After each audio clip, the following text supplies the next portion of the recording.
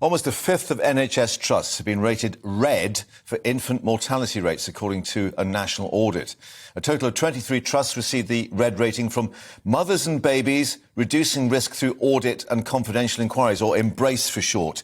Now, it means the death rate for 2020 more than 5% above the average for other countries. EMBRACE also looked at stillbirths and deaths within 4 weeks of birth, with 229 mums dying alongside 27 babies, rather. That's between 2018 and 2020. Well, many of those deaths were deemed avoidable. That's the main point being made. We're joined now by Lucy Johnston, health editor at the Sunday Express. And Lucy, of course, we have had these reports of maternity units, very short staff, but it does seem, looking at some of the data, there are other things at play here. Yes, so this analysis is very shocking, and we are going in the wrong direction. It's not, it's got worse over recent years.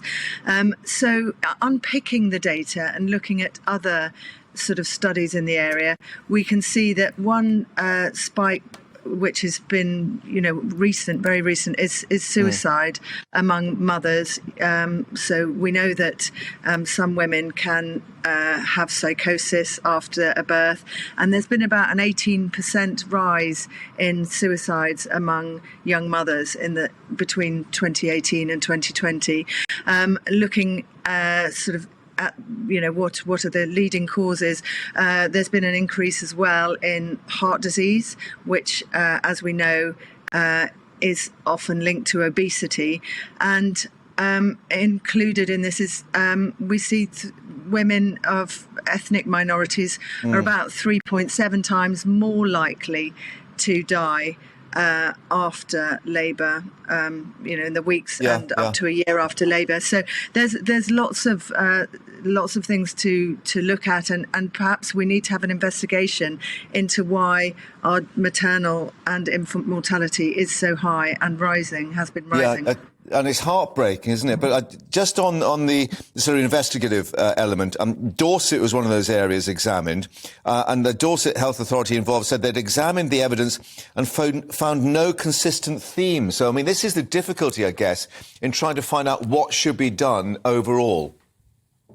Well, I think if you talk to the Royal College of Midwives, they would argue that we have about 2,000 midwives short.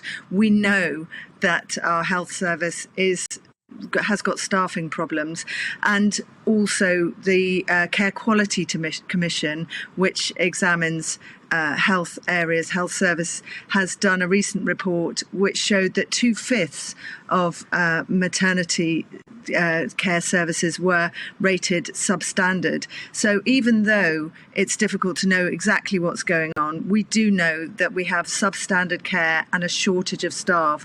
And so we need to make proper improvements in that area. And not only that, midwives, if we are short of midwives, they are being pulled away to look after women in labour, when in fact we need staff to look after women post-labour and in the year and months after that. So we have shortage of that, and health visitors too. There's a lot of problems that can occur.